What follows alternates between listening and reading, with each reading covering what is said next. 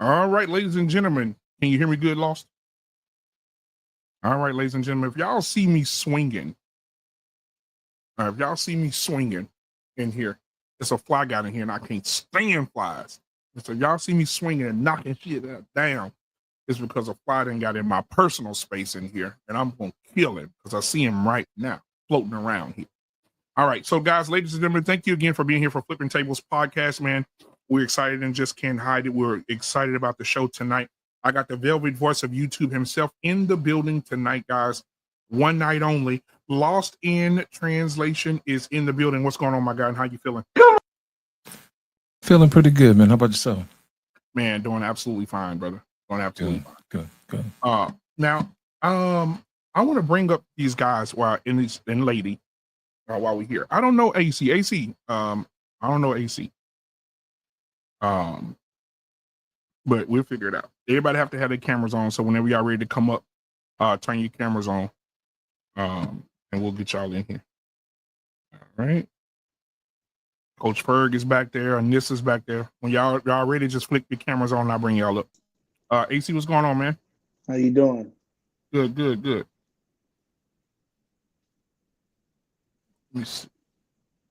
All right, let's see who we got. Anissa's in the building. What's going on, girl? Bring that camera down so we can see them lips. What's happening, Anissa? How you doing, darling? Doing? Good. Good. You too. Welcome to now, AC. How did you find out about the show? Through the Facebook group that we have. Facebook group that we're in. Okay, absolutely. Mm-hmm. All right, I got you. All right, Coach Ferg, whenever you're ready, brother, I'll bring you up. But anyway, we got a great show for you guys tonight. Flooded Dreams, Burned Promises, a deep dive into stolen Black wealth. A lot of people, I'm going to jump right into this thing. And welcome to the show, AC. And this is so good to see your pretty self. Oh, my God. I can't stand you, but you're beautiful. Listen. Thank you so much. But I want to say, if you look at the history, I think we all going to be on the same page tonight. But if you look at the history of Black people, and the one thing that makes me cringe is hearing the boomers. I can't wait till our pain get here. Hearing the boomers say, we're tired of hearing the excuses. We're tired of hearing people pull yourself up by your bootstraps. Well, today I was watching a documentary that just made me cringe. I was watching Surviving Lake Lanier. And in Lake Lanier in Georgia, Lake Lanier was a promising town, just like Tulsa. And I was looking at it, they said they had 5 churches, 25 businesses. They had 50,000 acres of land that belonged to Black people. And they said even when poverty was striking in Georgia and nobody had food, their ground was so fertile that it gave them so much food, abundance of food. And they came in there and accused 3 Black people, and 2 Black men and a Black girl, of killing a white woman. They hung all of them. After they hung them all, guess what they did? The Army Corps of Engineers came in and flooded it. To this day, if you're an experienced diver, you can go under there and still see the cars, the trees. You can still see the trees. The trees are still standing straight up. The trees, the church, the foundation of the houses. Like they just flooded it, man. All that money, all those people. And now that land is producing $3 billion a year for Georgia. Now imagine, because when they bought the land, all these Black men came together in 1912 and bought 50,000 acres. Can you imagine that passed down from generation to generation? And it's populating $2 to $3 billion a year? What would that do for Black people?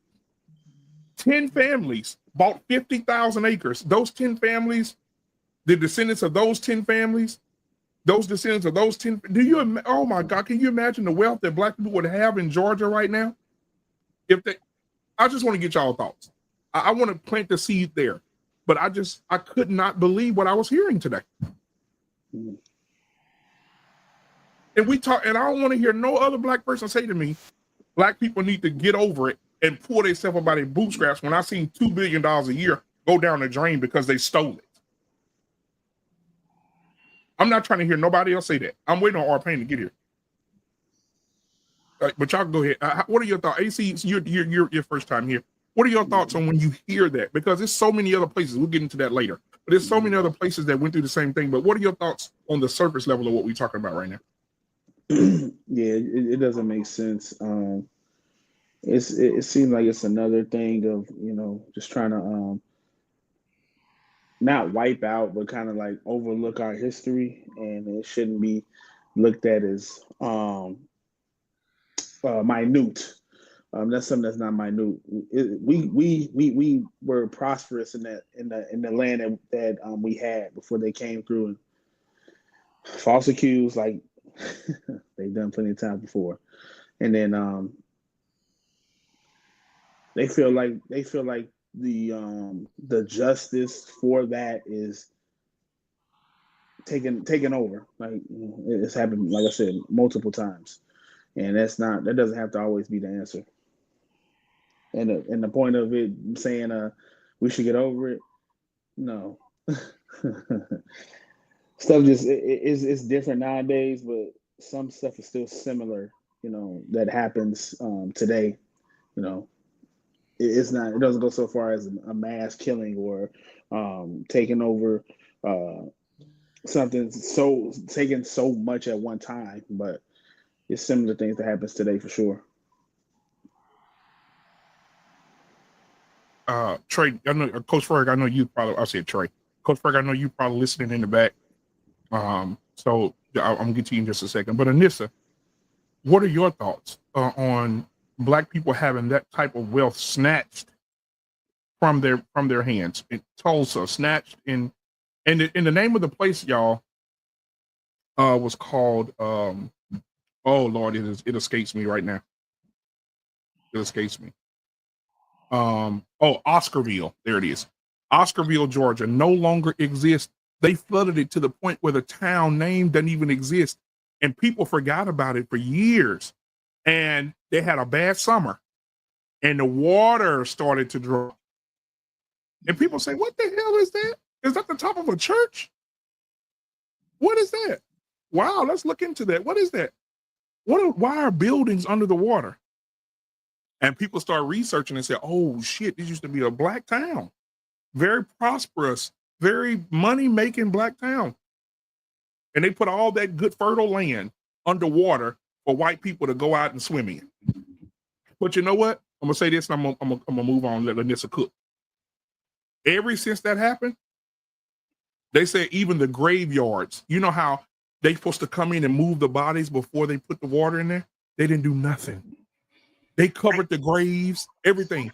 And you know, if you have slave graves there, you can't do anything with that land. They have to respect those bodies in that land. And they didn't. They flooded it. They didn't care. And so now, every year, people that get in that water, a whole bunch of them dying. Oh, they got 9 to 10, 12 of them dying a year. And some of the people that survive say they feel like people are pulling them down. They feel like people are jumping on their backs and holding them down under the water. But go ahead on this. Well, learned something new tonight because I wasn't familiar with what you just talked about, BMU, so I have to read it and research it myself. But I don't think that we can deny the tragic losses that we have had as a people in our history. There's no denying it. You can't deny the impact that it has had, and it's sure a huge reason why we as a people and as a culture are so behind other cultures. But I think I guess the bigger thing is we know that that's a part of our history. Life has never been fair for us. It never will be. It's never going to be. So I guess the bigger question that I have for us as a people is, what are we going to do to combat it? What is it going to take for us to come together?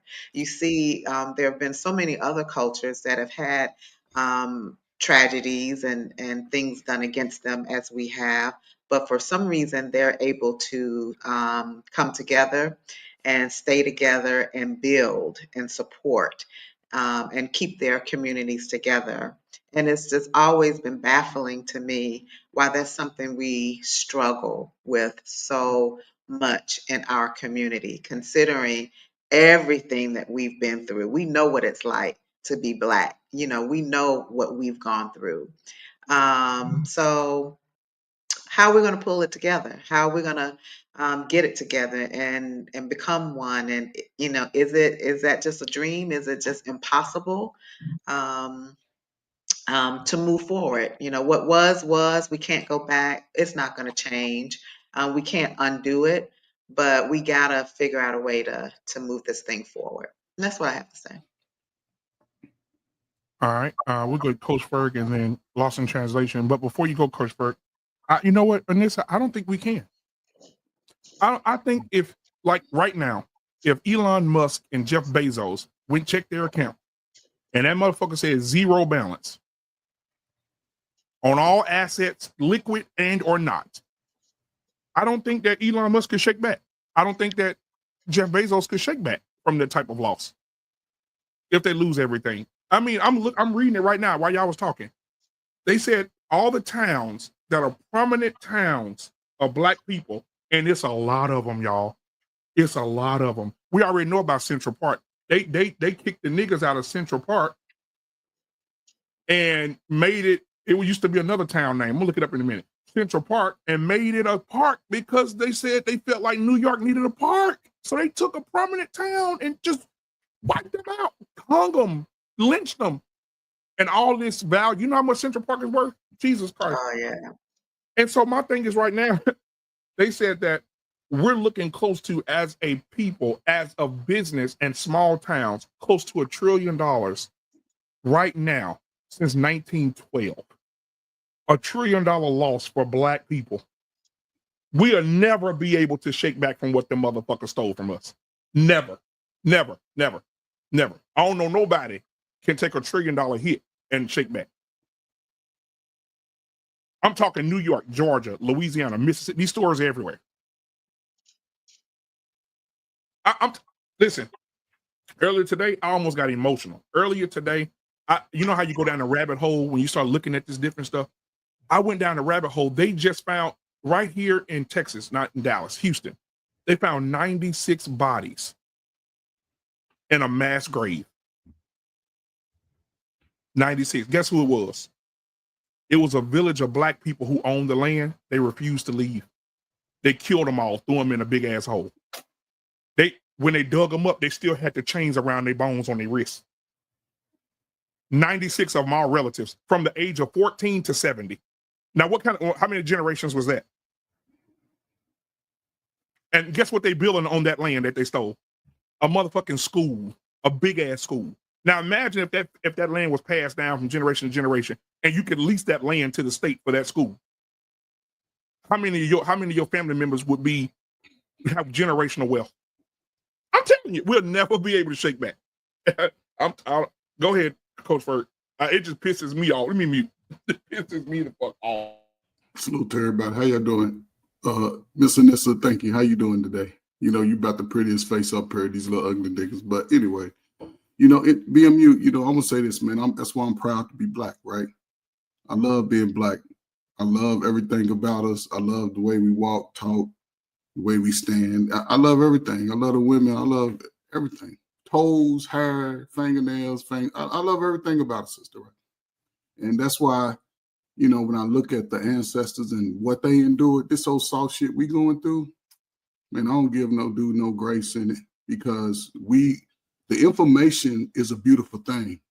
The more it comes out, I think nobody can have an excuse going forward. The solution is going to be the individual. Once you gain knowledge, you have to move into knowledge. You have to move into knowledge to some point. Because if not, you go keep standing still. You see the world is still moving forward. Yes, as a group, they ain't looking at us as a group, because we still sort of deleting each other. We the only race in the world that really fight each other at a high rate like that. Young brothers. I ain't talking about old, ugly dudes. I'm talking about young, 20, 24, 30. That's been our story for the last 40 years. I think it's a different movement in men as far as getting in front of themselves. You know, a lot of people don't give themselves an opportunity. I didn't go through what my ancestors went through. They was just coming in, taking the women. They was coming in, taking the man. That's why we live in this society now, because but it's unfortunate, man. I think the power that they had, they worked together. Some would call it struggle love, but they was millionaires, and we still can't even be a thousandaire. They were saving money. The men, the young boys, they were working. They were proud of their rag clothes. We go out, we spend money to have people subjugate us.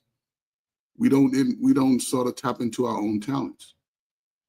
You know, I think as far as the future, again, I think all parties need to sort of step back and reflect again. We realize we wasted 10 years of our lives in our 40s. That's too late. This is America. The world is great. Open up. My last thing, it's great. The United States is going to be a different world in the next 4 or 5 years when the Olympics get here. People come in here with money. And if you young and you ain't trying to get your grind on, and you ain't got your documents up to par, you're going to be living over on the other side of that fence. They're going to make sure you ain't going to be no degenerate out here no more. No more handouts for brothers. Get out here. We can't never catch up, because y'all live a soft life. Y'all buying Jordans. They had to walk with no shoes.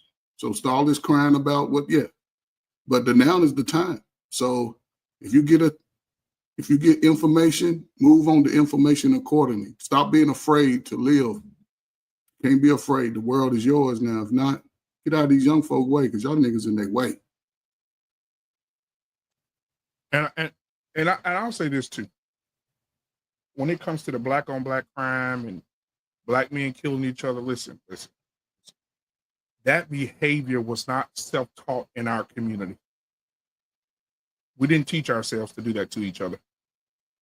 The most violent and vile men on the planet, even according to the FBI 2 years ago, the most violent man on the planet is a white man. Of course, that's been in history. They And conquer if you go read, so that's why it's important for Black people. When you go read those Willie Lynch letters, me and Laws talked about this before. When you go read them Willie Lynch letters, and he put the formula how to make niggas kill each other. You take the yellow skinned niggas, the lighter complexion niggas, and you put them in the house and you treat them like royalty. But you do it in front of the dark skinned ones that work in the field. For they will resent each other. And in that resentment, they will hate each other, and they will not focus on the oppressor, but they'll focus on the things they're not getting amongst each other. And so now the light skin is killing the dark skin hate the light skin niggas because they in the house with the master. But BMU, it wasn't so much the complexion, it was more the age. It says it specifically. Turn the young man against the older man. Destroy the older man in front of his wife and his children, and she will coddle the boy to overprotect him. That's the biggest issue. It's not the complexion; it's the young and the old. Turn the women even sometime against their own daughters. Women, they understand the mind. They can. Women yeah, it's all bad. But again, it's not so much the complexion because we come in multi complexions. We all got the big nose and big lips, so it don't matter what complexion you are to me. It's the mindset on how we sort of we do the work for them. We fight about frivolous shit. We fight about the most minute stuff and make it 20 years of our lives. And a lot of people are waking up 35 like, damn, I shoulda, coulda, woulda. But when they wake up, they still afraid to move on that. We got people out here with no children talking about the world ain't shit. I ain't gonna find no husband, I ain't gonna find no wife. You ain't never tried it. But they still walk around and going to the same club shit since high school. You have to be willing to change your environment sometimes. Just a little bit. Change your friends. Every friend ain't going through the whole life with you. It's in the Bible, every friend didn't go through the life cycle. So sometimes you got to be your own love yourself. And people don't love you, you got to learn how to cut their ass off. Because most of them ain't doing nothing but begging from you. Still got people. Listen, fellas, you got friends still begging at 30. You think they really hard workers? Come on, man. Don't waste time with people like that, especially today. I'll shut up. I agree with Coach. But I kind of disagree with him too with the complexion thing. Yeah, that could be something that's not as big, as what the real issue is. But they mentally they were doing that to us as the Black community. They were saying like the light skinned women were more desirable or more beautiful than the dark skinned women. The same thing with the guys. I do agree with the age thing because we're going to get the most in their mind. They will get the most out of the younger guy. Obviously, even though the older guy will have more experience, they will get the most out of the younger guy to do more and be around longer because obviously he's younger. But like I was saying from the top, I do agree with you with the saying of that's not the biggest issue. The biggest issue is us as a community coming together and figuring things out together instead of always being against each other. Yeah, I'll say this too. When Black people are killed, that the whole dynamic of the violence against each other.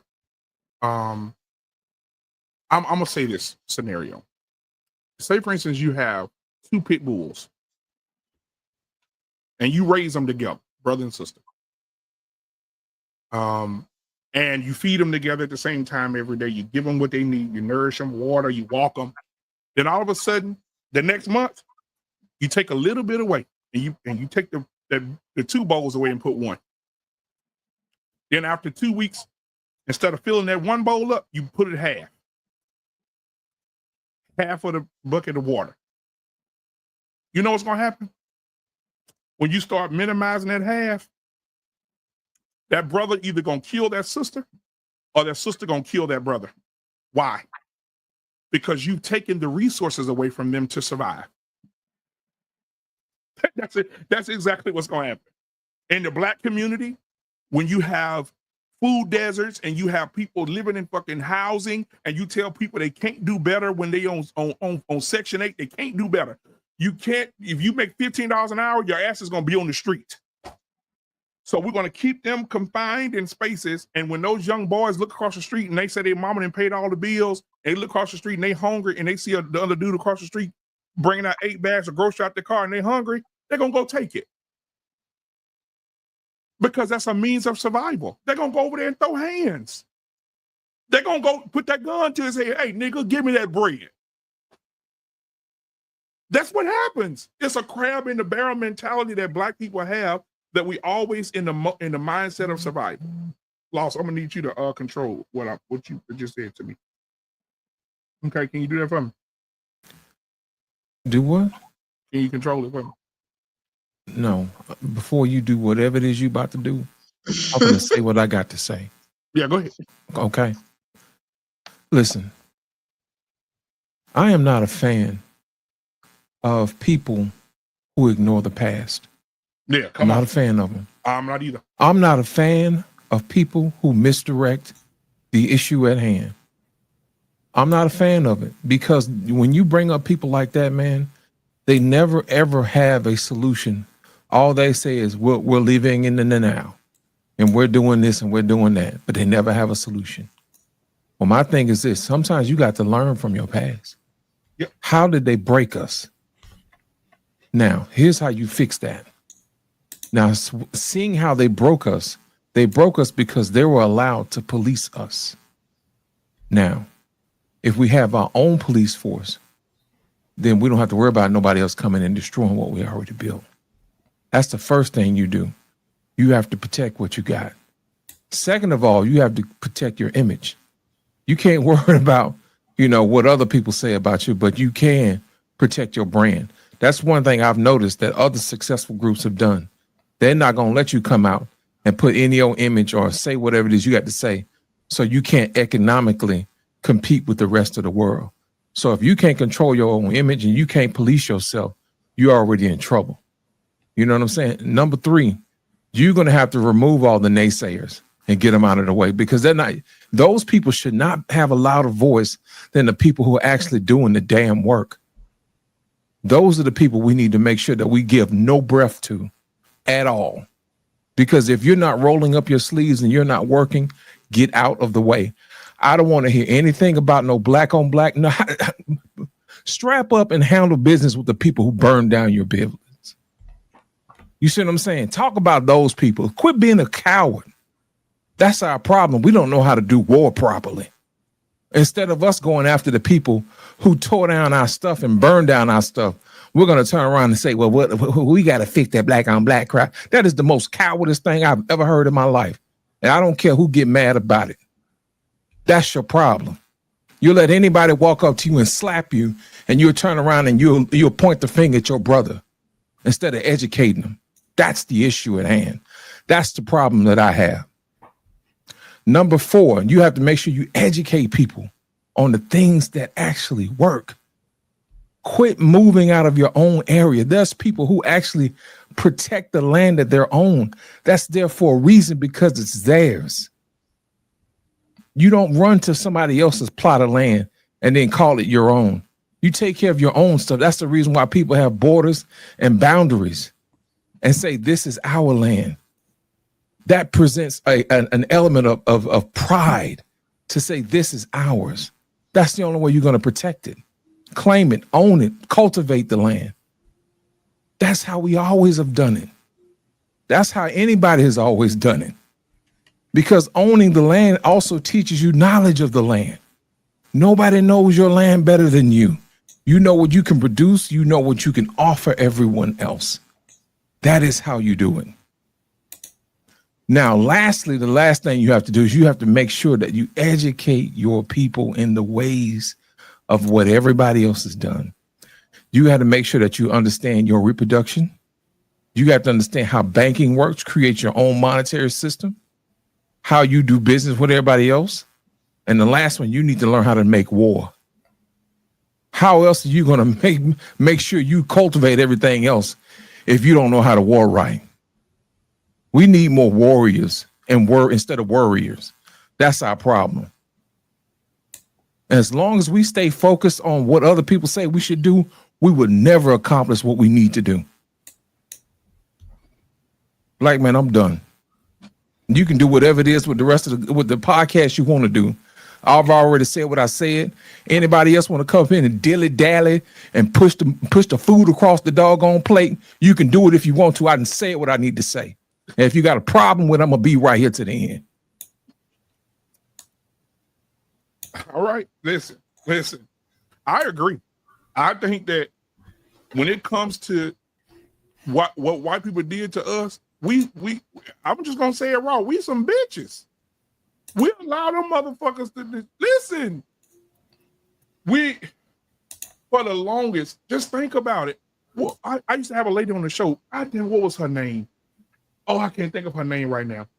But she said it happened to her in Georgia. She said they went into their great grandmother's house that's been passed down for decades to different children. And they was going in the attic. They was looking through stuff. They found a little old box, a little safe or whatever. So they going through all the paperwork. And they're like, I know damn well you fucking lying. It's a mall built on the land that belonged to her grandmother. They ain't contacted her. They did, what do you call it? When the domain of eminent domain on the land.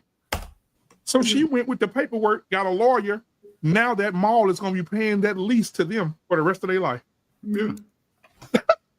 But how many other black families have been fucked like this?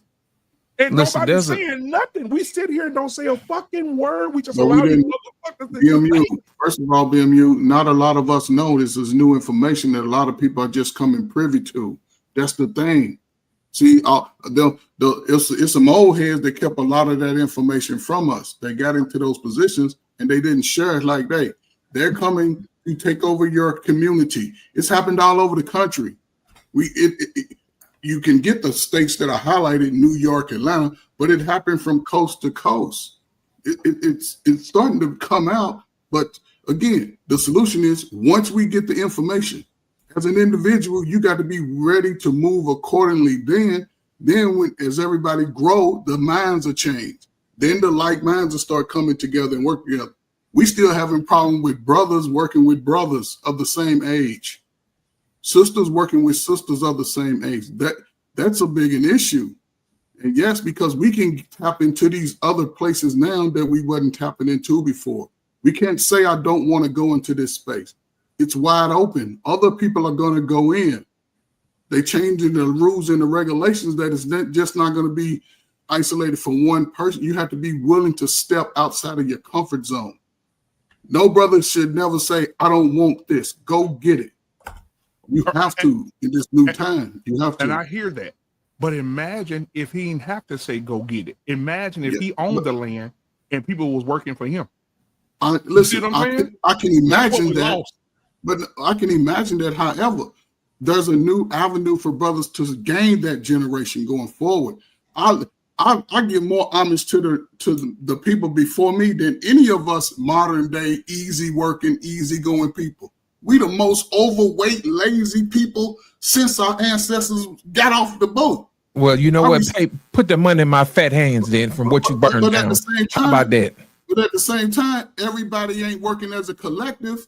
Everybody say we're not a monolith, so that means obviously we ain't gonna work together. So, but if you a person, an individual, and you got opportunity to change your life, you do that shit. You do it. Don't think about it till you get on the other side. Yeah, it seems scary, but you do it. Don't stay around what's not moving and say, help. No, go get it and then turn around, which I would help brothers that do, because I said all the time, then go back and help those ones that you know are still trying to fight while you working for the people that stole your shit. Yeah, infiltrate. It's called infiltrate. And this is the point that I'm making. When I told you I went down the rabbit hole, y'all, I went down the rabbit hole. It's been on me all day. It's heavy on me today. I saw that. I knew about Tulsa, but I saw Lake Lanier, and I saw all those people that they killed and hung and strapped up in those trees and took that 50,000 acres of fucking land that's worth billions of dollars right now. And then on top of that, what's the one that? Oh, Silver Dollar Road. There's a place in South Carolina called Silver Dollar Road, guys.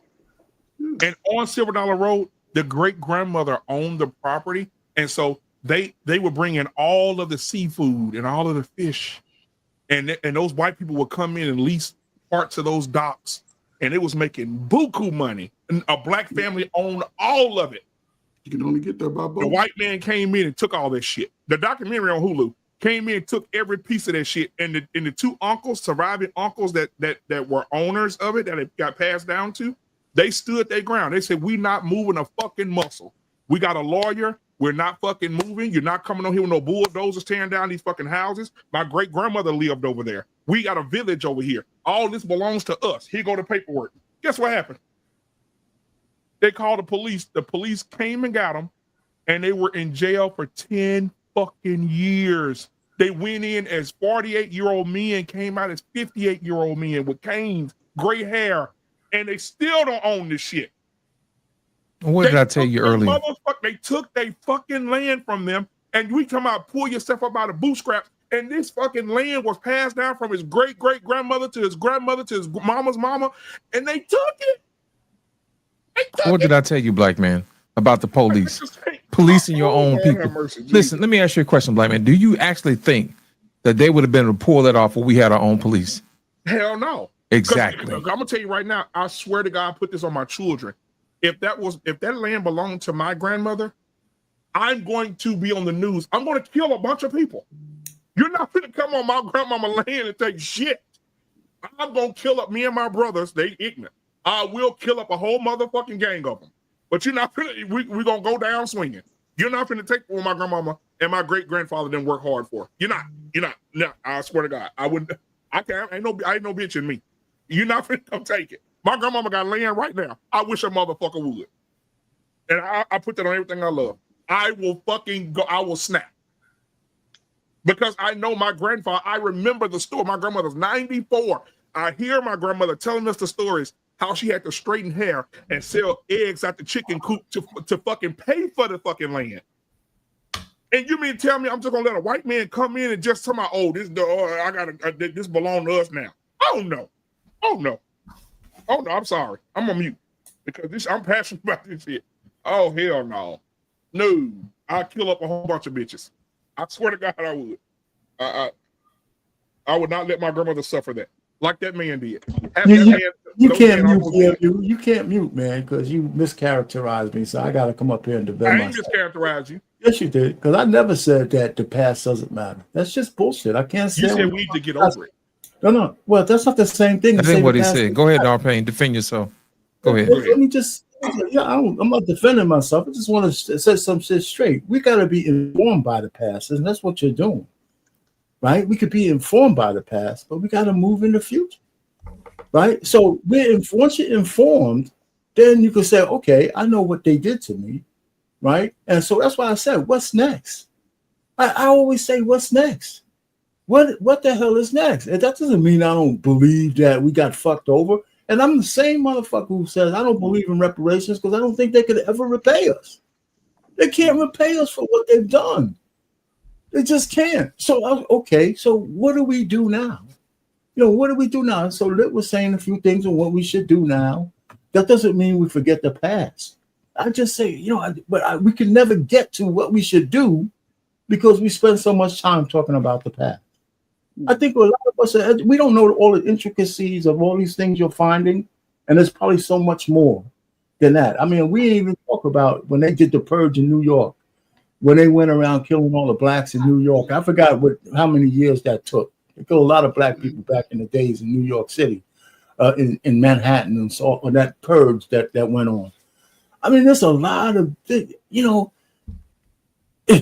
history shows that man has been brutal to man, especially the white man has been brutal to not only every indigenous people, but even to themselves, right? So, so they don't have no qualms about doing that kind of stuff. So we got fucked over in this country.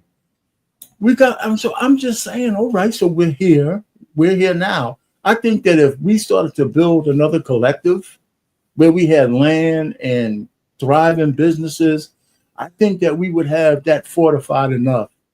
Kind of like the Jew, that they wouldn't be able to take it as easy, not in the modern day. They wouldn't be able, because we would have media, we have social media, we could have our own police, we would have all kinds of things that would guard the things we own.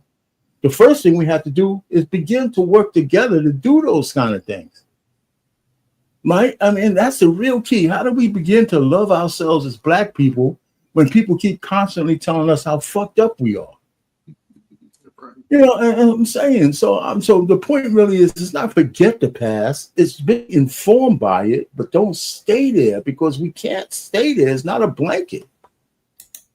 It's not. It becomes an albatross. You know, so that's all I'm saying. So I don't have all the answers to solve it. All I just know is that we got to have an eye towards the future, and every so often we look in the rearview mirror. Every so often you look in the rear view so you can try to make sure you don't make the mistakes that leave you vulnerable that happened in the past. And that's the best I can say. Now, I want to read something, then Scam, you can go. It says here, I'm going to get my reading voice on here. It says, in the United States, Black Americans have experienced a significant and systematic loss of land, particularly farmland, over the 20th century. Key figures. Peak ownership in 1910, Black farmers owned between 16 to 19 million acres of farmland. Let me say this again, because if we still own $19 million of farmland, goddamn, Black life would be better, wouldn't it? It would be amazing for Black people to still own 19 million acres. That'd be amazing. I don't know how much that is of the United States, but that'd be fucking amazing. It says 19 million acres of farmland, which represented the highest point of Black land ownership in the United States. In 1910, we own way more than the white folks. You knew that wasn't gonna last. Lost through 1997, Black farmers lost 90% of their land after becoming the highest point of Black ownership in the United States. They took it.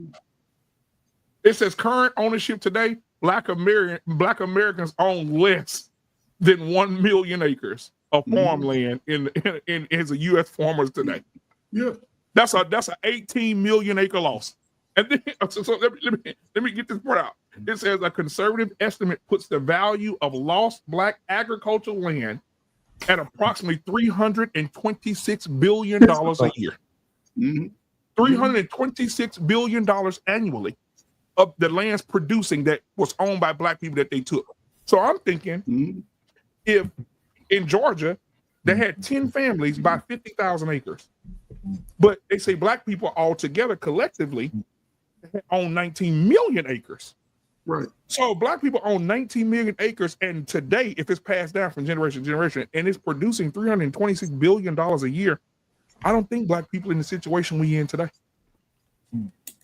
Well, I mean, BMU, you said Scam got to go talk, but BMU, let me ask you, do you think that the way things have happened since the 60s to break us up as a people, Black people in particular, kept us from thinking about how we used to work together to build those collectives?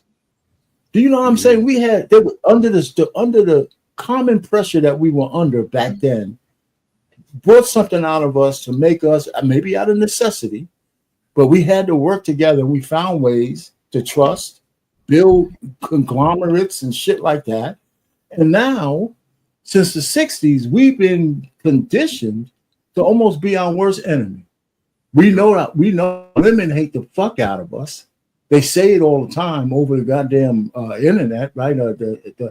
And so how do we rebuild a collective so we can guard against those kind of things again? So we got like from the 60s to now, we have a generational thing that has to be rebuilt. Yes. And that's the thing that gets fortified all the time, right? I'm looking the wrong way, I gotta shake my thing. But that's the thing that got to get fortified all the time. Refortify so we can start to understand that even without the pressure of the common white man back then, how do we get back to the mindset that built those conglomerates? I mean, that's what I'm saying. That's where it's at.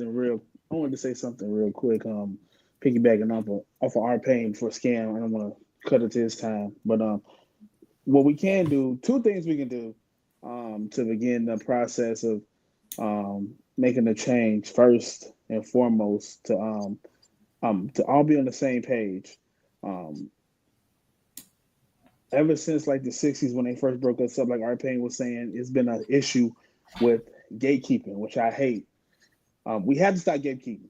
When Lost in Translation also said that being educated, it's a lot of educated Black people, but we have to stop keeping all the information to ourselves.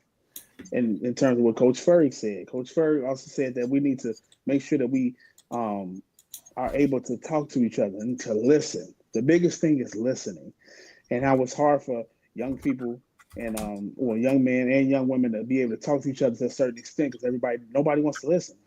Everybody wants to be heard, but nobody wants to listen. Nobody's listening. Now they're arguing, and that's how everything starts going downhill. But first and foremost, we need to stop gatekeeping. Second, we need to be able to listen and apply what we're learning. I just want to see the meeting where we all sit down as Black people and we say, guys, because I'm still reading here. I'm over here I'm just at a loss for fucking words. I just want to see the meeting where we sit down and say, hey, Lost, R. Payne, AC, Anissa, Coach Ferg, Scam. Our ancestors and the people before us, we want to rebuild what they built, but we want to do it better. All we got to do is buy up a lot of land and make up this $1 trillion loss we lost. And I want to see the motherfucker who come up with the plan on how to get us that $1 trillion back. I want to see it. I want to see the person in 2025 who's going to sit down in a room full of niggas who has less fortunate because shit got took from them. And then you redlined them and you threw them all in one neighborhood, and then you taught them to hate themselves. Then you took the food from them. Then you put them on Section 8. Then you kicked the father out the home. I just want to see the meeting. This is systematic. I don't care what nobody says. I agree with that. It is. I agree with that. I mean, then don't let one of us be doing better than everybody else. but BMU, that's a good question. Why would that meeting? Let's say that meeting happened, right? But do we rebuild to say $1 trillion or billions of dollars that we lost, or do we say, how do we begin to build when we start earning $1 and turn it into something that maybe few generations from now can have something that's $1 billion? Do you know what I'm saying? Because what I'm saying to you, I know you don't like this. The money that we lost, we're not getting that back. I hear it's horrible to say we're not getting that back, but that doesn't mean we can't rebuild something for the future, right? And of course, it will be minus the fact that we shouldn't start from the beginning again, but it's almost like that's where we are. But today we got people who are freer than the people who were back then, and look what they did. Right? Look what they did, man. So if they were able to do that with all the shackles and shit around them, man, what can we do with all the free thinkers that we have now? I mean, I'm just saying, we get it back from what they've lost. And you just said something too. The person who had the paperwork was able to get some restitution for what was stolen from them. Sometimes that works, sometimes that doesn't. They use the courts to do it because they have some proof. But a lot of places that shit is lost. That shit is lost, and somewhere we're never going to find it. But there is litigation that has gone on that made restitution for some of the atrocities that happened to small amounts of Black people. When I think you gave the example yourself. So I'm just saying, but we're never going to get all of that back. I mean, I shouldn't say never. That shouldn't be the starting point. If I don't get all that back, that means I can't move. Let me put that. Let me put it that way. If we don't get all that they took from us back, that means we can't move. That can't be the solution, right? I mean, we could be hurt about it. We could be mad about it, which is fair, and all of that kind of stuff. And we could be informed about how they did it and how we can make sure that if we ever to build something again, we could protect it. We could protect it better. It's a different world now. And I think we're stronger because it's a different world, even under I think we could be. Let me put it to you that way. I think we could be. With all the levels of weapons that's out there, not just ones that kill, but all the levels of government and weapons. I think we know how to wield some of those better than the guys back then, because they had no leverage. I want to. You know what I love? I love AI. You know, AI will come up with some real shit in a couple of seconds. AI says here, the loss of land has a profound impact on the ability of Black Americans to build generational wealth, even to this day, since 1912. Let me continue. Okay. It says it is called the Great Black Dispossession. And it is called that because it's considered to be the most gross and grotesque factor in the current racial wealth gap between African Americans and white people.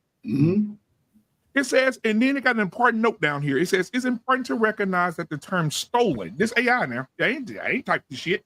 It says it is important to recognize that the term stolen can be accurately described the historical and systematic injustices that led to the loss of this land, which occurred through discriminatory practices, violence, exploitation, and legal loopholes to steal land from African American people, according to the Land Trust Alliance. The government has already admitted.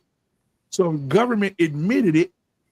Don't you think the government should say, God damn, our pain, your great grandmama owned this land. We sorry. You know your land back. Yeah, because you promised us 40 acres in a mule. Motherfucker, you gonna promise us something that we already own? You know, I mean, it sounds like they should be, but you know what? Come on, man. You know, how many people got a claim against the people who took their land? You know, shit, the Palestinians get exterminated because they ain't giving back the land that they own. The Indians could never get their land back. So, I mean, you know, I hear you. And you're absolutely right. It's just, I'm just saying the government, what government? The one that we have right now? Shit, governments all over. They ain't giving nobody shit. You know, not us. So they just spent 20 million people in the country so they can replace them. I'm sorry. Go ahead, Scam. Yeah, go ahead, Scam. I mean, you're right, though, man. They're not going to do it, but go ahead.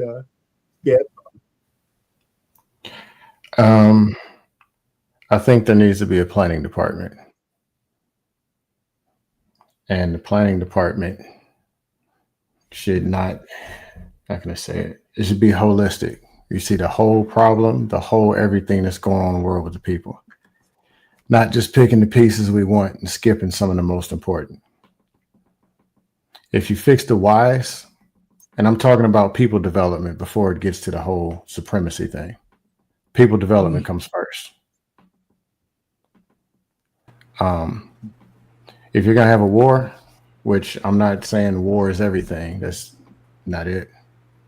The first thing you have to do is train the soldiers. Don't just go outside. I mean, but there's core values. And there's things to get people from where they are to just the next level up. And then repeating that process to get the people to the next level up. But as it appears, when there's a lot of we got to go and do this and get all this, some of it's unrealistic. Some of it becomes the very thing that it is complaining about. To where it becomes in that meeting. Well, I'll never show up to that very meeting. It's because 90% chance is going to be the same people coming in there the same way. No people development and no planning. And then what they really came to do is argue with other black people about black. And they're doing the very thing that they're complaining about. We can get some land. Okay, what are we doing with the land we already have? What are you doing in your apartment? How much land do you need? If you ain't got nothing going on, you're probably going to screw up that other land just like you do in the nasty apartment ain't clean in 6 weeks. People development comes first. If you fix problems 1, 2, 3, 4, and 5, it makes it way easier to fix 67, 93, 126. But 1 through 5, then 6 through 10. And you'll find it way easier and more, and you'll find so much more stuff just happening to where that conversation might be an hour, 2 hours, and be productive versus being the very destruction that people complain about. Some of y'all ain't worthy of having this conversation. Oh, So you're about to prove my very point, I assume. I'm from Black Wall Street, motherfucker, so watch your tongue. Are you about to prove my point? I'm from North Tulsa, motherfucker. So watch your tongue. Are you about to prove my point? You already proved your own point, Coon. So the thing is, some of y'all not There fit it to have goes this right conversation. There it You're goes not. right there. This brother came in, shown what this brother needed. That's why I'll never be here. Is a therapeutic build with his brothers. That's Everybody why. who come in here You're my brother. negating, talking about you use the word complain like 3 times. Well, that's what people complaining about. A black person is not complaining when they bring forth this history. A black person is not complaining. This should be something that affects you. But if it don't affect you and you can just get over it so easily, perhaps you ain't supposed to be having the conversation. Perhaps you're one of those skin folk that ain't kin folk. If you just wish people just move the fuck on. But this is why Lost in Translation. And that's not even nothing that I said. We need to educate each other. That's why you say we need to educate. Before educate, can we at least have some empathy and not be so swift to put the fucking Negro blinders on and shit? What the fuck? What's up with these Negro blinders? Y'all niggas gonna keep them shits, huh? But he's talking about stuff I didn't even say. All right, everybody, come on, keep going. It don't matter what they do. You just saw that I was black. You're the very person that came to go find some black people because you're scared a white man gonna whoop your ass. It ain't got nothing to do with scared the white man at what? You're looking, like I said. Talk about the system, man. Talk about the system. Like I said, problems 1 through 5. You skip over them. Let's go all the way to this, and let me go find the black person because they won't do and say what I want to hear. Coon blackety other. What would you tell Mama Sylvia if you were talking to Mama Sylvia out of North Tulsa? What conversation would you tell her when she shares with you what her account is? 115, 114, 115. And it's never left. No, nigga, I want to lie. Yeah, I want the truth. You want the truth, or you just want to keep talking shit? No. So I'm the black truth if you got one. Let me get the super chat real quick. Lost in Translation said, "Thank you, Lost, for the $10 super chat." He said, "Put your money where your mouth is. We need more free doers than free thinkers." Okay. Facts. It's all about that worship, not worship. And I asked that question a lot too, Rogus, though. Like, if you were to sit down with somebody that survived Tulsa and they told you what happened, like, what would you say to that person? He couldn't have a conversation. That's the thing. That's why I said that's why everybody is not worthy of having this conversation. What do you know about a conversation when you ask a question, then answer it with a bunch of lies and bullshit, and you weren't listening to nothing I said and accused me of stuff I didn't say? What would you say? You just saw that I was black and wanted to argue. What would you say? What would you say to Mama Sylvia? That's what I want to know. What would you say to her? Here's my answer. I wouldn't. There's your answer. You wouldn't say nothing. Why? Why? Because if I can't help with the problem, because I don't know who this is and what they're going, that might not be my lane. If it's not, I would let somebody who can have that conversation. Son, go ahead and educate him on who she is. Nah, don't bother. No, don't. Because I already know what it is. You need to. You can't listen. No, Scam. You can't all ignore. It is trying to pin me into what y'all want. He's not trying to pin you nothing. He's just trying to educate you, man. So go ahead and explain. Because here's the thing. I know who she is. Yeah, I know who she is. So, son, if you can go ahead and do us a favor and explain to everybody, and not just Scam, who she is and why she's important. Well, why don't you go talk to her? Mama Sylvia is one. Just hold on one second. The foundation was cracked from the beginning. The way he came at the brother Scam, it's gonna be hard for him to receive it in an education. There's nothing to receive. Nobody trying to change his. You actually heard what I said. Nobody trying to change his mind. His mind is already made up every time he get up on here. AC, you actually heard what I said. And then they rob a liquor store. I ain't forget about that, yo, coon ass nigga. And then they go rob a liquor store. You actually heard what I said. Yeah, I'm you just heard new it. here, and I'm. You just saw that he has nothing better to do but fight with black people. Oh no, which is doing. I came up to deliver. Doing the white man's work. I came up to deliver you some right and are paying for being dismissive. But Rogus, the way hold on a that second, Rogus. BMU shared this didn't need nobody being dismissive to him. Rogus, give me a second. I want to address what AC said. AC, here's the situation, man. Whenever somebody brings something to the table here, what we want to do is we want to address it right then and there, so we don't keep dragging it on, because we only got so many minutes to talk about it. So my thing is this: when somebody says something up here, we make them back it up. You see what I'm saying? We don't let people just say stuff and then move the goalposts. That's not what we do. If you introduce something to the table, now it's time for us to discuss it. And then after that, we move on. It's not being dismissive. It may look crazy on the outside to everybody else, but I assure you, we're going to get back to the original conversation. We just want to make sure we address the issue that's on the table. When somebody brings something to the table, we're going to address it and fix it, then move on. Does that make sense? You know what dismissive is? Okay. All right. Dismissive is skipping when somebody's saying, hey, we need to worry about problems 1 through 5. And then skipping it to go and say, coon, blackety black. The very thing I said, why I wouldn't show up to the meeting. Let's skip all that. Invited to the meeting. Let's if skip anybody the were to black come on black around, and you wouldn't everything get the being initial you. invite. The very things y'all said. Let's skip y'all's own words. Anybody having conversation with you, you wouldn't be So invited to the meeting. Scam though. Let me ask Scam. I have a question No, for I've everybody. been in grassroots community groups. So Scam, I've worked in grassroots community groups. If Rogus, somebody I'm were gonna to let approach you cook, you Rogus. wouldn't Hold be on, invited Rogus. to the meeting. I'm actually going to let you question cook, for Rogus. everybody. But listen, Scam, I'm asking you a question. How do, as a black people, as a people who have experienced major loss, how do we recover to get back to that place? You may not recover and get back to your place. How do you do what's best with what you got and who you are? And that ain't a lot. We got less than 1% of land now. Okay. There's land. There's land. What's problems 1, 2, 3, 4, 5, 6? Or are we gonna just fixate on these other things? And those very things 1 through 5 is why you can't even have a freaking meeting in the first place. But we're just gonna dismiss them and go straight to the one, and then try to force everybody. And if you don't hear what I say the way I want to say it, something wrong with you, and you ain't black enough. Well, let's let the brothers' Let's perspective skip 1 through here. 5. Those ain't important. Let's let BMU's perspective be considered the objective one, right? And let's say the majority of your people are coming into some information of some historic trauma that they weren't privy to. Thing that you complain about. What is the humanity supposed to feel?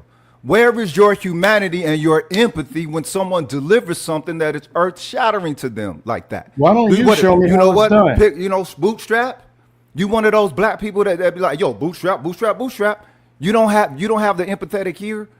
You don't have the empathetic shoulder. You're doing it right now. You're doing the very thing you complain about. That's why I say you wouldn't be included to the meeting.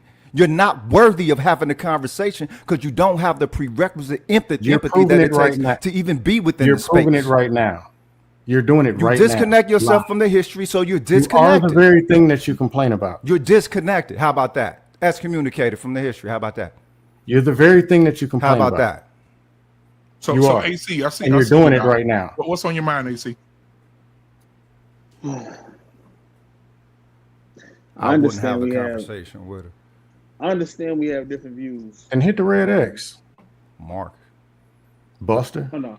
I said I understand we have different views. The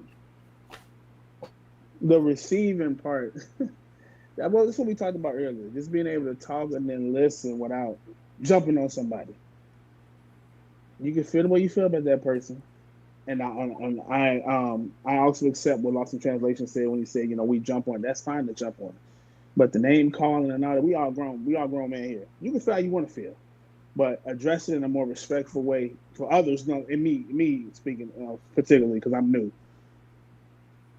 Everything was good and informational until we got to this point. And it's like, okay, all right. And what have you been connected to in your history to where you felt some passionate connection like that to defend on some instant shit? I'm from North Tulsa, cuz saturated in Black Wall Street, seeing all of the ramifications there with the people who are still of that mindset, those who had the fear, the way that black people would put those social nuances together when they do the different engagement with these Peckerwoods as opposed to black people It's like I've been watching that since I was a child, right? Very So to good. So hear, you're well. so to hear, Hold on, BMU. So you're well versed in, son. What you're saying? right, And the stuff we're talking about. exactly. So And I'm well versed educate us, when son. when somebody's So out of pocket with it and so they're not worthy to educate even us. speak on it. Educate us, son. Don't jump on him because he's misinformed. Because he doesn't. He's not misinformed. He out of pocket every time I'm up here, cuz Are for you from real. North Tulsa, Scan? Are you from North Tulsa? Yeah. Yeah. You from North Tulsa as well? Yeah. Yep. Okay. North Tulsa. Do you Why would you give do him you that? have the same information as he has, as son has? Are you as well versed as him? The nation has the nation has the this- information on Black Wall Street. AC, here's the real truth. I said something. Right and after actually him, made, Coach Bird. What's and up, it made Vince? sense. Mm-hmm. Problems 1, 2, I get that. 3. I get that. But skip the real stuff. In order. I get that. Let's skip the stuff that matters and those very things that help prepare you to be able to go and do the things that you complain about. Let's skip those. They ain't important because I said it and I'm white all of a sudden because he didn't like it. Let's skip all those Nobody things. call you white. Nobody call you white. That's and your you- own hoe, cuz you good. Ain't nobody call you Let's white. skip all that. And let's just do what we want to do and keep saying the same thing people have been repeating that ain't even been working. Let's just keep doing that. You couldn't said even show something. empathy I to know the what I brother said, who presented and the it made context sense. without Yeah. being dismissive. I said what I said, and the very dismission that people complain about, you just saw them do it. The very thing about Blackity, we got to stick together. We hurt each other. You just saw it happen live. Everything they complained about, you just watched it. They, again. You good. Okay, starting mainly you. You good. Stop it. You just did Stop it. it. Stop it. I'm All talking right. about a meeting. You was So let's get dismissive. Coach You was Berg in here real dismissive. quick. You was Coach You dismissive came to here to BMU. find. Coach Berg and You was Indian Beans. dismissive to BMU, and our pain was dismissive to BMU. So okay, so let's get Hold on a Coach Berg. second, y'all. Hold on, Black Robert. man, go ahead. Yeah, Coach Berg, we're gonna get you, and then we'll get Beans in here. Go ahead, Coach Berg. You had your hand up. You know, BMU, you asked a great question, right? And my brother came with some knowledge, right? And when I think about my ancestors and the people that inspired me through our history, the one thing, the one message that I took for them was never give up. The hell I'm gonna give up in this life for? I'm too strong for that. I never, you know what I'm saying? I understand. Hell, I've been called white boy, and old yellow, mellow yellow by people that look like me with big nose and big lips that might have been uglier than me. But the point is, right, I would think that anybody who went through that subjugation far more than we did, we fight ourselves. Now, I would think any of them would say never give up, never give in. I would never do that. I would never tell my son to give up in the world. No, he got to go create a path so he can come back and tell me how he's conquered different things. Everybody's path ain't going to be immediate success. But you can't spend the prime of your life 20 to 40 complaining about shit. When you wake up in the brain, you got to put your body to the movement too. That's when you can build and create. We know the history. Some of it, you didn't get it in y'all slow schools. If y'all went to public school, y'all ain't getting none of that shit, but you're getting it now. It don't matter what age you are. Some of the strongest men in the Bible were in their 40s. What are we talking about? We act like, everybody's righteous path ain't gonna be on the same wavelength. When that third eye come on, you have to be willing to move accordingly, not be afraid to be a lone wolf. You're gonna have to make life-changing decisions that ain't got nothing to do with your friends or your family. You're gonna have to. And I say it all the time. I'm waiting on the brothers to show up with the young folk. Because education ain't got a whole lot of black men in there. While these young boys in there ain't even trying to learn nothing. Got the lowest levels of reading. That could be a shift for the generations behind us. But as a generation that's like F everything, F the world, it is what it is. That's cool. But at some point, when that third eye come on and you wake up, usually about 35 to 40, you have to be willing to step outside your comfort zone. It's life-changing. If not, you just standing in people's way. That's the way I see it. You know what I'm saying? And I'm going to prepare my soldiers. Now, let me say this. But if we had that $1 trillion, we wouldn't have to worry about reading because we'd be teaching our own kids. BMU, prior to the crack era, a lot of families in the inner cities, their aunties and grandmamas owned property. They owned houses. A lot of people were selling their family's property off for $3,000 or $4,000 worth of non-paid taxes.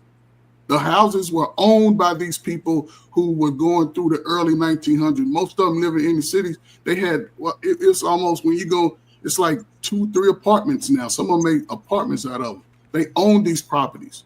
People were giving them away for pennies on the dollar to chase something that really could have been generational changing now. The money would have transferred, and now with inflation, people could probably have $300,000 or $400,000 homes. But they sold them because when the grandparents passed away, the people who worked in cleaning white people's houses, the people who breastfed their kids, they was leaving here with money, cash money. Motherfuckers is broke today, but we the freest and got more information. It just makes no sense to me. The way that this nation utilizes money is no healthy measurement of even having money. This is the issue with you older generation. Y'all let America define what is healthy and what is value to you, cuz, for real. You old too. Yeah, you goddamn right, but I got my damn mind on right and not letting these evil motherfuckers who we know will sabotage us on the systematic level be my framework of what's healthy for my community, what's healthy for the direction of my culture, or the inertia of our social development. Are you kidding me? Everything you always hear from you older generation is that, you know what, just grind. Just grind. You know what I'm saying? No different from these young niggas out here that y'all always complain about, who's like, get money, my nigga, get money. Get money, my nigga, get money. That's just another version of that. What you should have to do is reassess how you value and how your culture values across the board. Not just try to find a new method to deal with the goalpost moving, because that shouldn't be your goal. Your goal is supposed to be something that is subjective. The same thing that it is for America. But no, y'all like to think that there's some objective goal here that anybody can get if they just strive hard and be an American, all that old bullshit. Are you kidding me? You're still selling yourselves that lie. All right, Roger, hold on. Beans, go ahead. Niggas gonna be struggling for help.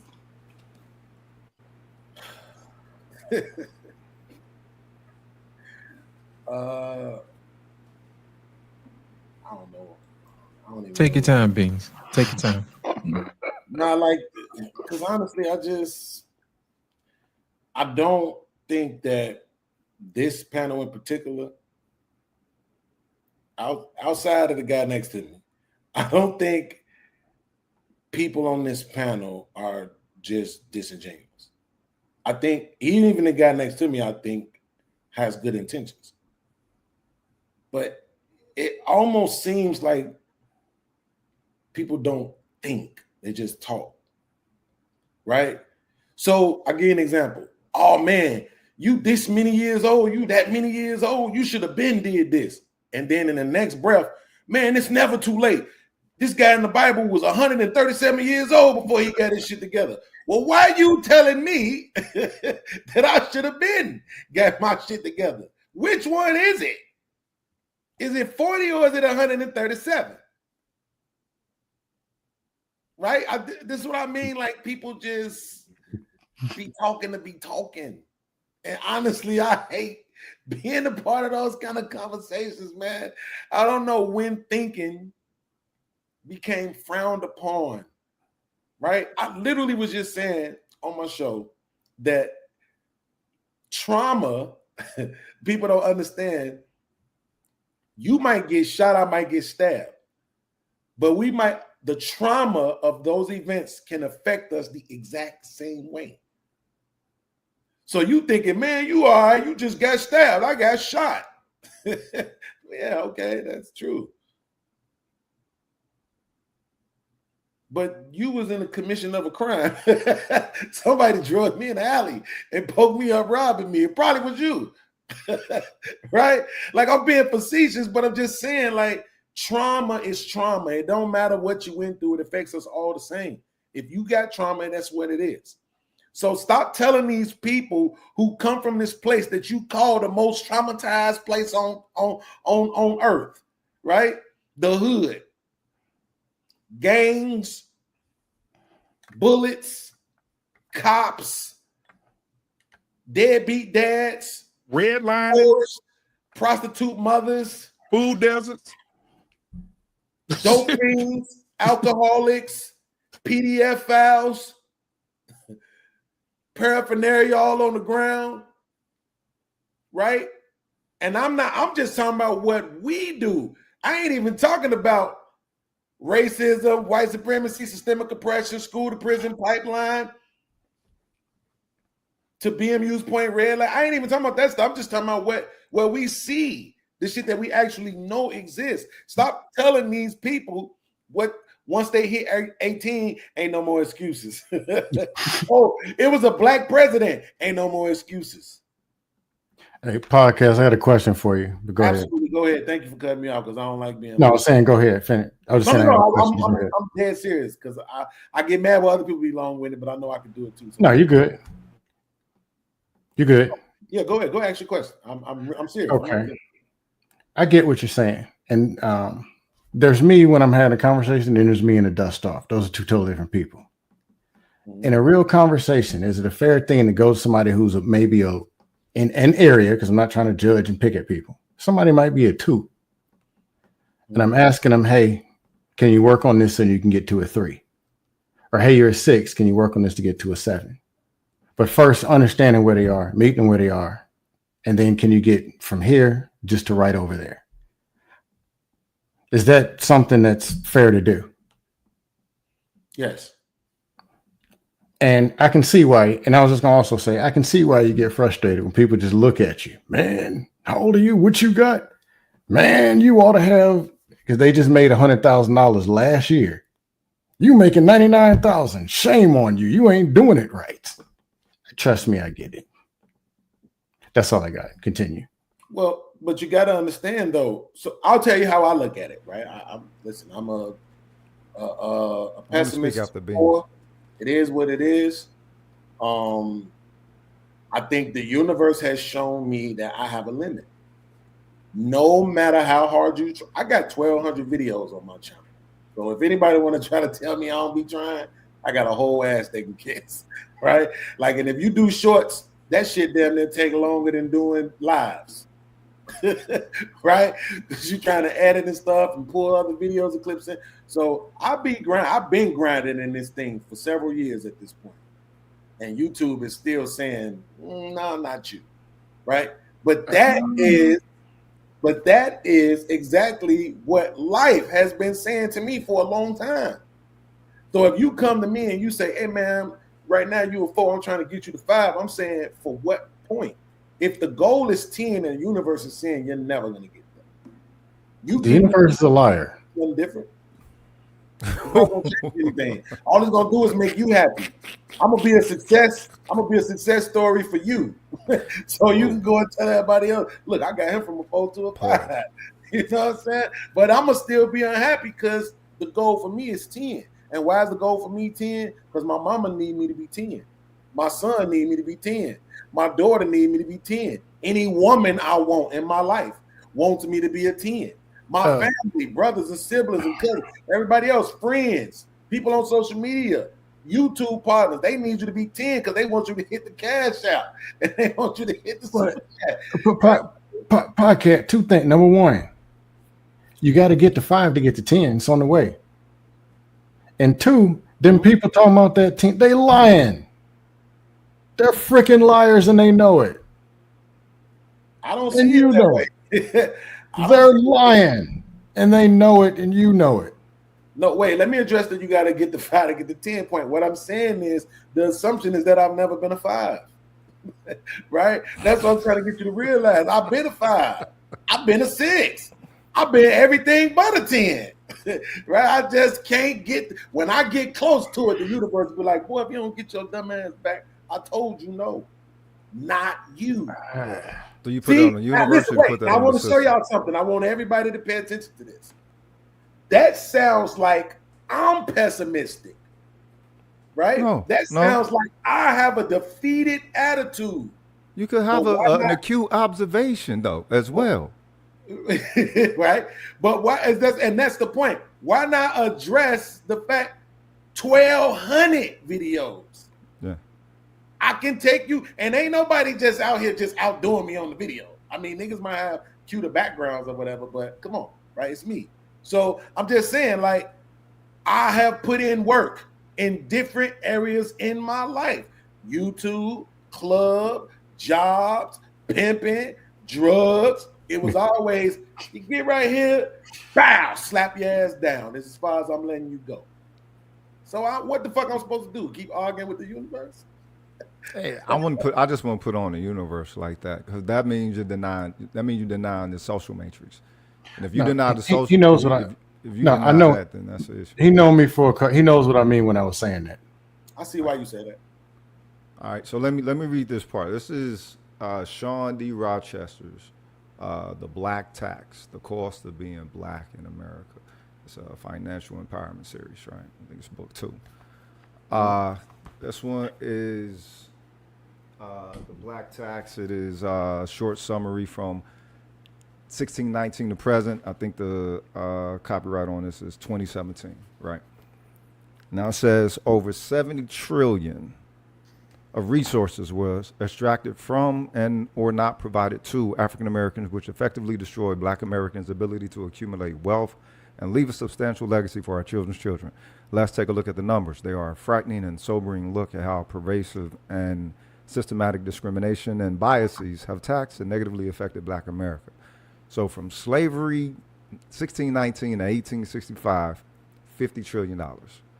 Present value of Black labor in 1860, $22 trillion.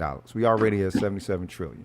Homestead Act, 1862 to 1935, 1.6 trillion. Sharecropping, Jim Crow Society, 1870 to 1935, 15 trillion. Great economic expansion, 1935 to 1965 for labor, 4.4 trillion. Education, 2 trillion. Housing, 1.75 trillion. Right, so we already pretty much over 100 trillion. Now, if you do the math, let's say that you say that reparations are at 300 trillion, right? For 40, we'll say 40 million Black people, that equates to only one payment of $15 million. And these motherfuckers can sneeze at $15 million. So let's say that based off of what our cultural measurement would be, right? How will we accumulate that loss? So this is the dollar loss by way of U.S. dollars and way of U.S. Information, right? Do we have our own cultural measurement of what a monetary, adequate monetary response would be, an adequate infrastructure, ease of infrastructure navigation response would be, right? They don't always have to be in monetary. They could create a new credit line.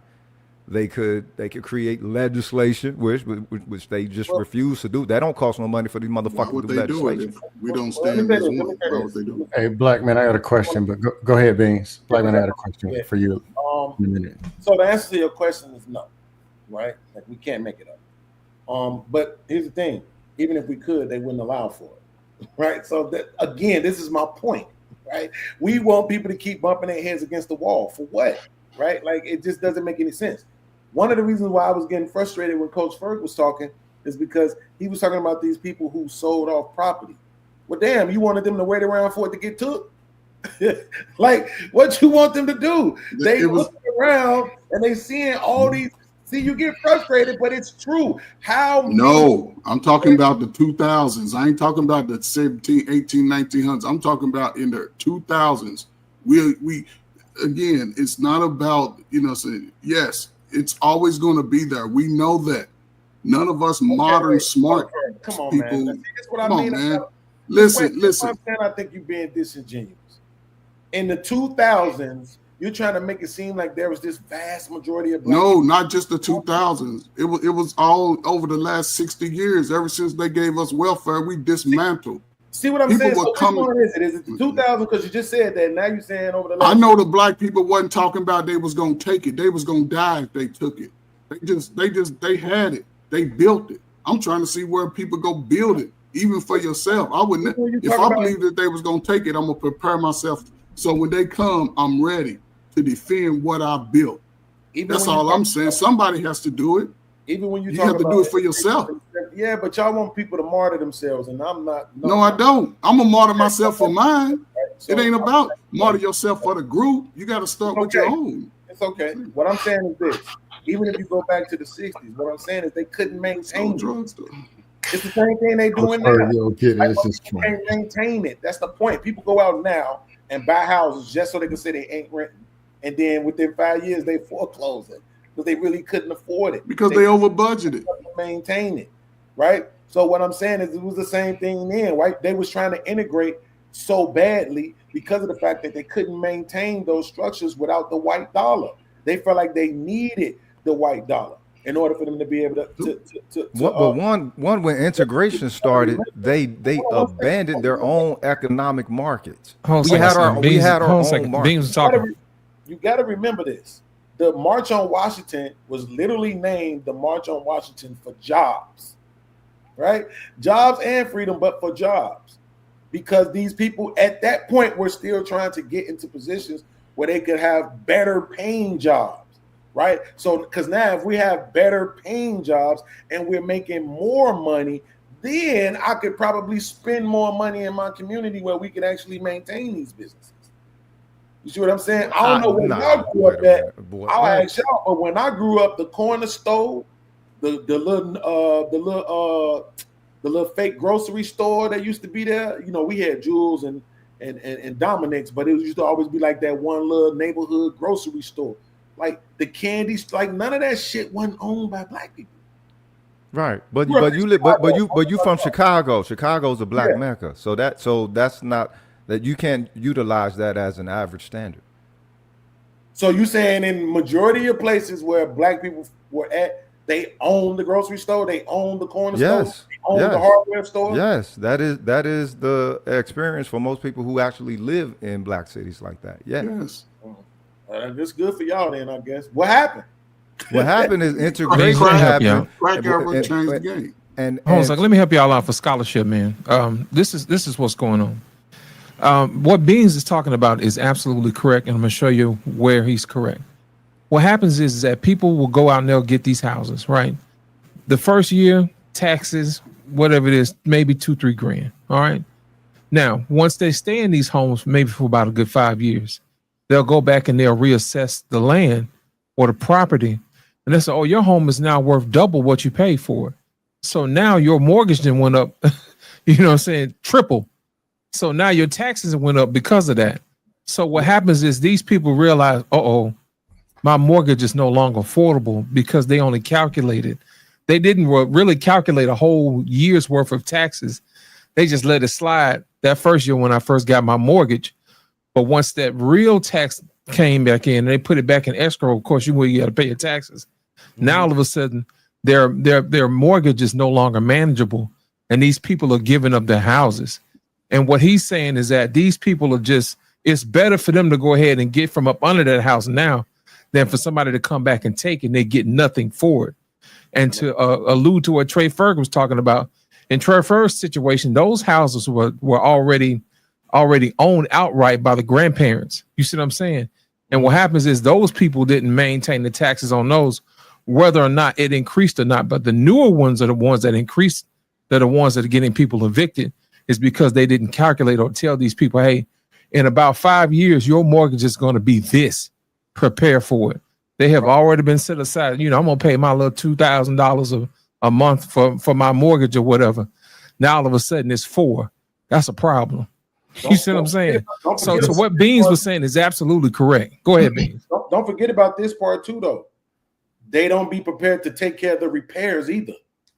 Correct. Man, that roof, $14,000, $15,000, $16,000, and just for if you do got insurance for them to tell you they don't cover it, the AC, furnace, and all that type of stuff be going. Man, I'm telling you, I've watched my mom. My mom been in her house for like 8 years now, bro. She done had to come out of pocket for almost every fucking thing while paying insurance. They all you know what Beans? You know what else? Who else is suffering from that too? You remember maybe back in the early 2020s, 2021s, where these people had all these Airbnbs and they were making money hand over fist. But what happened was the city came back and said, "Oh, you know what? Since you guys want to act like a hotel, we're going to charge you hotel taxes." But here's now these people are upside down in their property in these Airbnbs, and now they're going to have to get up off of those properties and they're going to throw them back onto the market.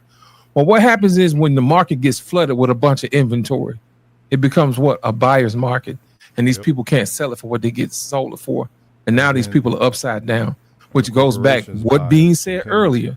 So he may not have articulated it correctly, but Beans is on the right track. Go ahead, Beans. No, go ahead, Coach Ferg. I want to hear his response. No, it's okay. So yeah, in the modern time, right, we're supposed to be smart, right? And I'm just saying most of us are smart, right?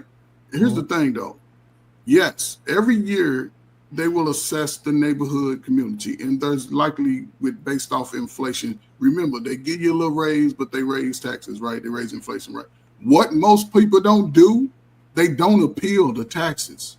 They don't appeal it. They just let it go. No, it's like when they come and say they're reevaluated. No, you haven't made any improvements.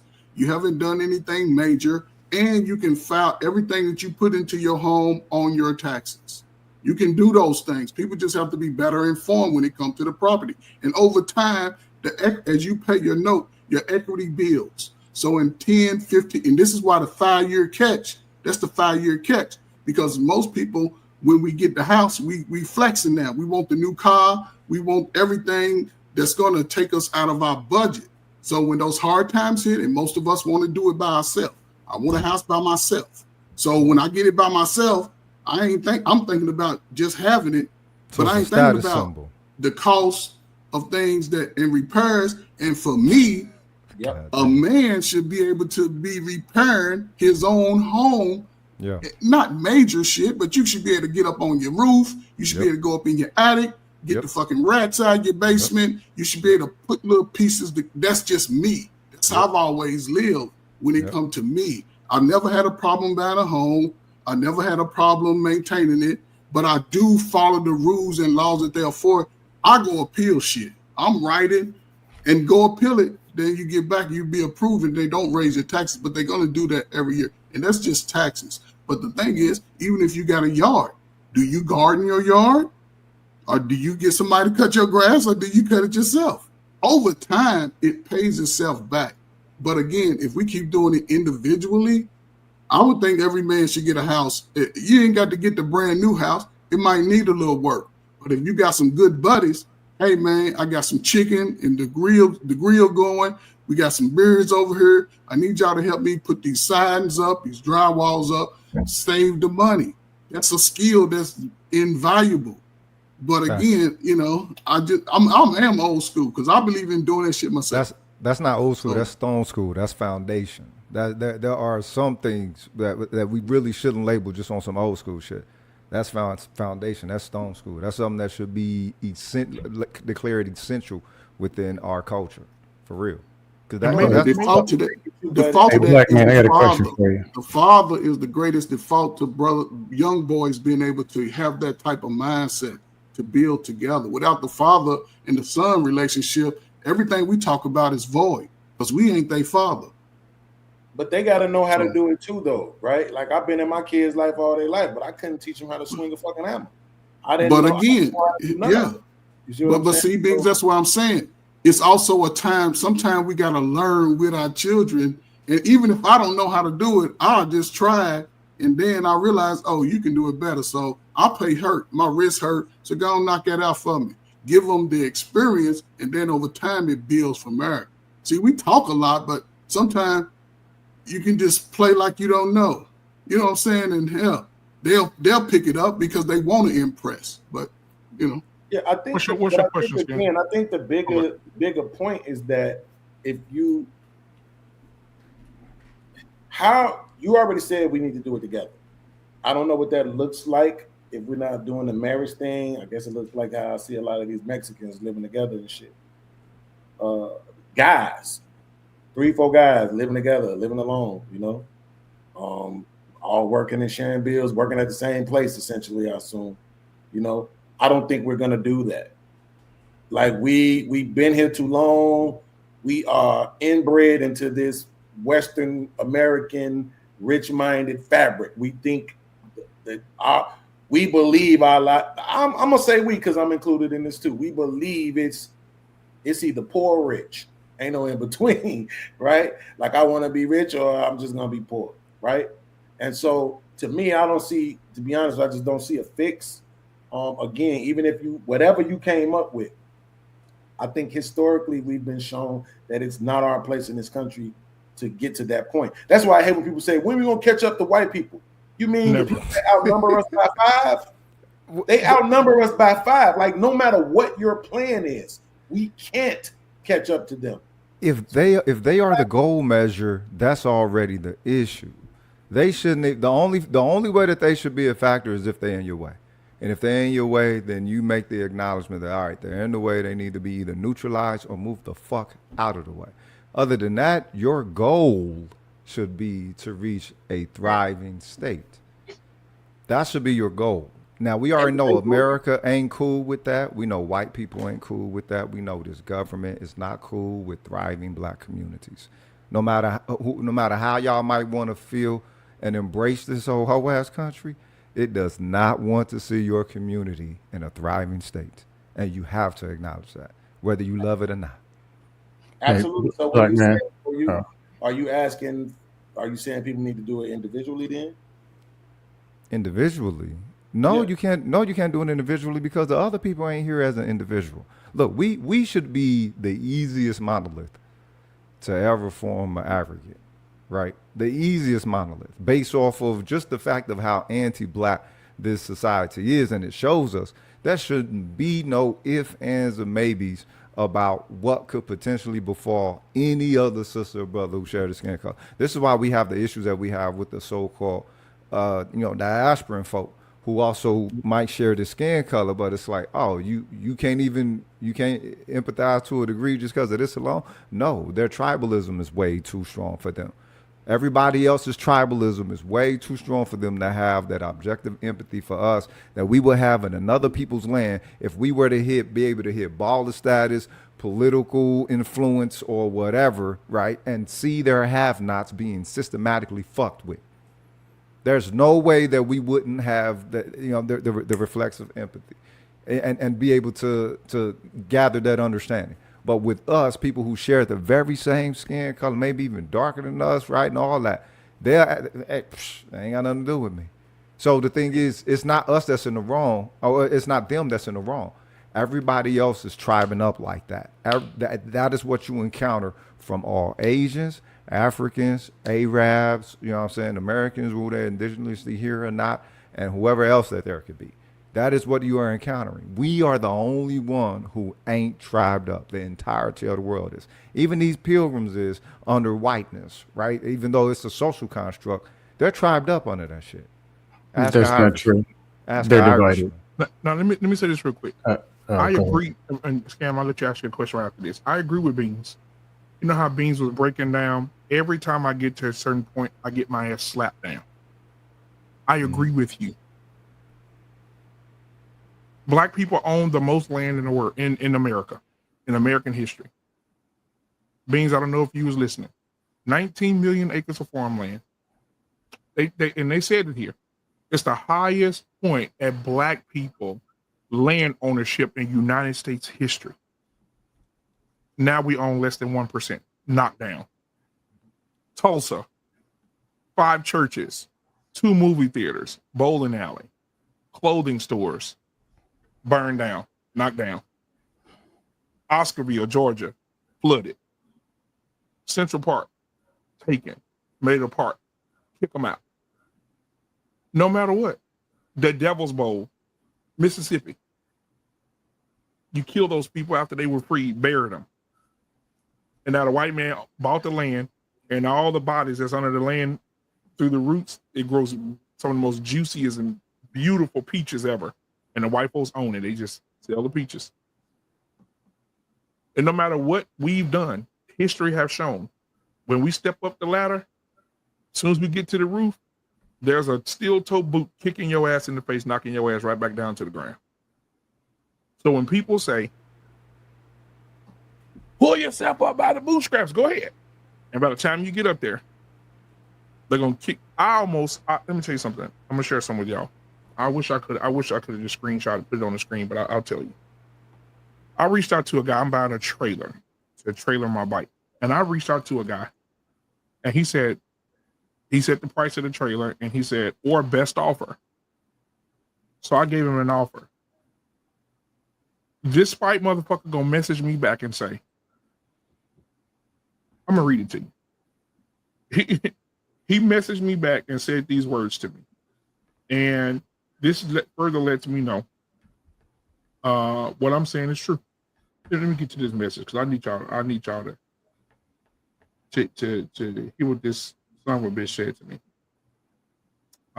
He said, oh, there it is.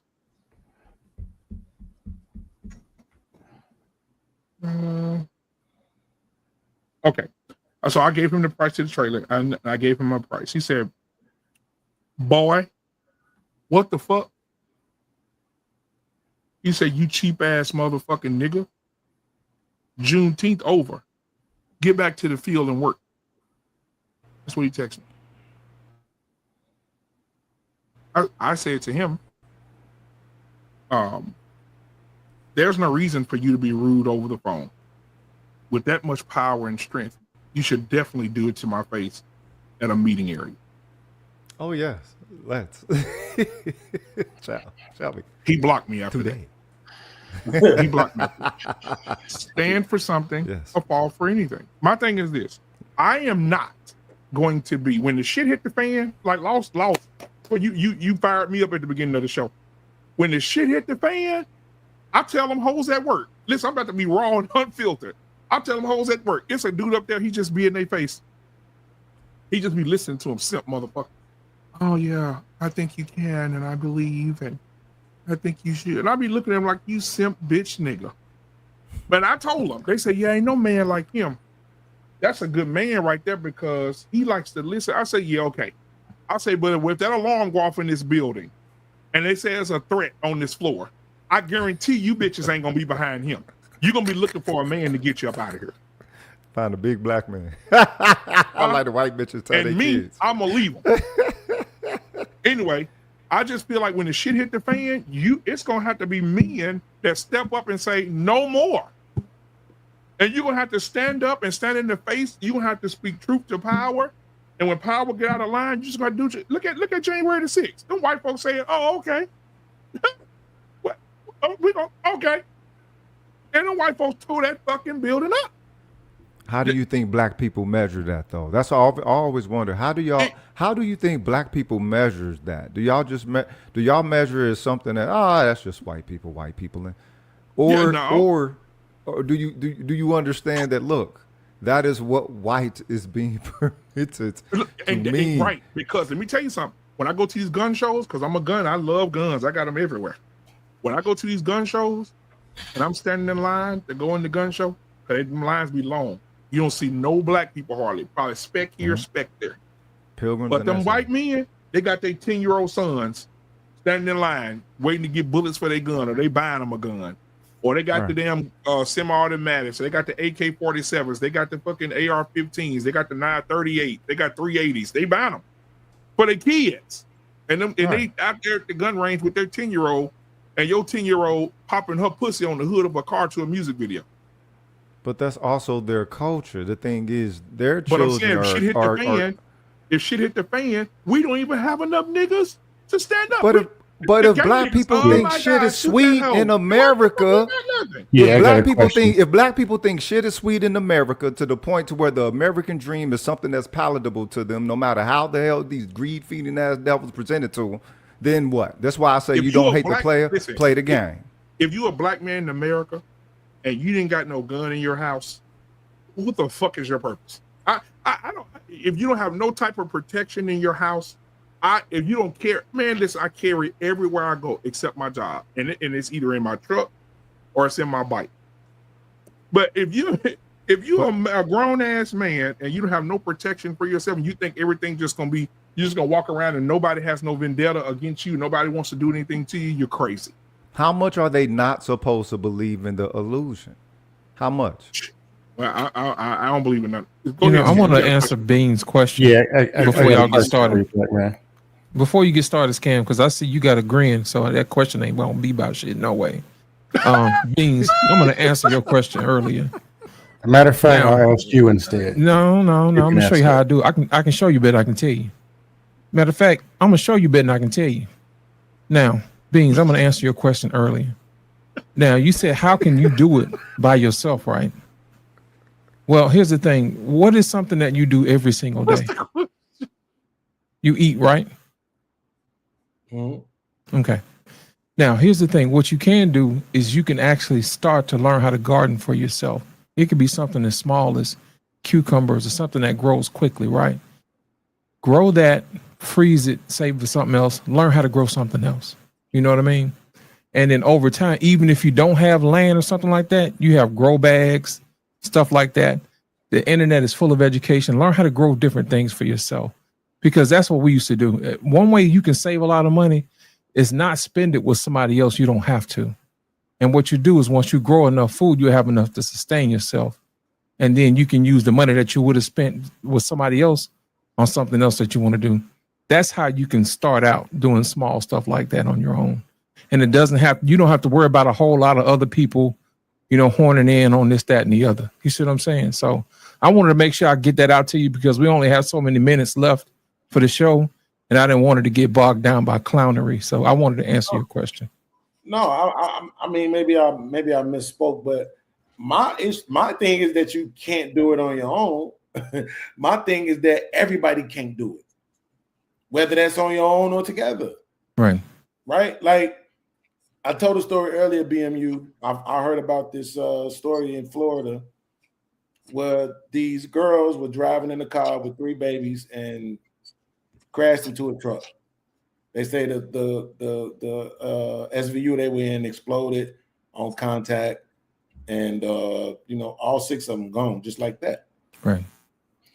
And like I said, immediately my first thought was, why do babies deserve that? You're talking about 1-year-olds. Less than one of the babies was only a few months old or something like that. Like, why do they deserve to have a head-on collision with a semi to burn to death? Right? Are we gonna say they didn't pray enough? Like what is it, right? Because you're gonna tell me that on one hand, you're gonna say, well, all human beings are born into sin, right? But we all know that babies are innocent. If I went to punch a baby, you tell me I was crazy. It's an innocent baby, right? Why you say deserve? I'm sorry? Why do you use the term deserve to describe, because they didn't deserve it. They didn't earn it. Right. They didn't earn that. Did the 3 mothers deserve it? I don't know. I just know the babies didn't. No, I'm saying, but why deserve though? Like why? Because they didn't earn it. They did nothing to earn that. Nothing. Okay. Basically, what he's doing, he's using it to emphasize gravity of the situation. That's what that is. It's, to me, definitely.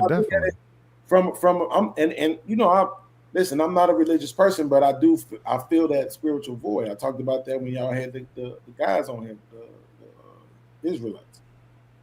And I ask questions, right? Because I know the answer, or people gonna say, well, all human beings are born into sin, right? So there's a difference between innocence and sin, right? So they're gonna say, yeah, the babies might have been innocent, but they weren't without sin. Well, why weren't they without sin? Oh, well, because they are human beings. They have the blood flowing through them. So because they had human blood flowing through them, they deserve. Intention doesn't mean anything. And look, right? once people omit intention, that's when you really truly lost. Because that's what motivates you. Blood flowing through them, that means that somehow they deserve or earn to die that way. That's right. So here's my thing about that. Even if I was to concede to that, then you would also have to concede that Jesus was also with sin, because he also had human blood flowing through him. Was human blood. You know how I know that? Because they say in the Bible that he bled. Now, unless you're gonna tell me it was cricket's blood, it was goat's blood, it was some kind of magical blood, you're gonna make something up. But he did come through a human being. He did breathe, right? He did feel pain.